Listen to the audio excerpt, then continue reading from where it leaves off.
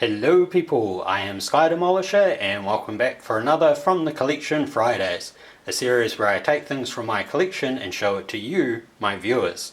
And this week it is my Playmates, I think this was like a Kong King of the Monsters or something line. You're going to have to forgive me on the name here because I've never actually seen any of the Godzilla films that this particular character is on. So I don't know if it's Gigan or Gigan or something similar. I think I've been calling it Gigan. And at other times I've probably called it Gigan. I don't know which one is actually the correct pronunciation, but it's like a limited articulation, sort of around 6-inch tall figure. Much like the earlier,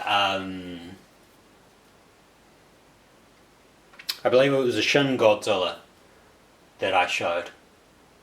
I have very vague feelings that I actually had another one of these too, but currently can't remember what it is. But maybe I just have the Shin Godzilla one, which I showed a couple weeks ago. Anyway, so you can see he stands fairly well. This time I don't think I needed to attach the tail. I think the tail was already attached, so there is a little bit of spin on the tail there. Not that you really want to do much, because obviously once it's off center the spines look a little weird. Nicely spiked tail, and that I don't know if it's actually meant to be like that or if it should look more perfect. Hollow feet, which I find kind of amusing. It kind of looks like a xenomorph really from the bottom, with like spiked knee pads and stuff. He can be a little weird. Actually, I think no. It's just a mould line at the back. It's not actually another thing. Stands fairly well. Has the good old monster Frankenstein stance arms. One arm is obviously like, slash blade down, and the other is sort of slash blade across. Like I said, never seen any of the films with this particular character. It just looks like a really metal chicken with a tail. But really, really nicely painted. I think the head has a very, very, very small amount of articulation, but it really doesn't move at all. So I'm not even going to bother trying. But the sculpt and everything of this, I mean, like, the lines of this thing are just... they're amazing, in my opinion. Other people might have, differing opinions of this. But I think it's actually a really nicely painted figure.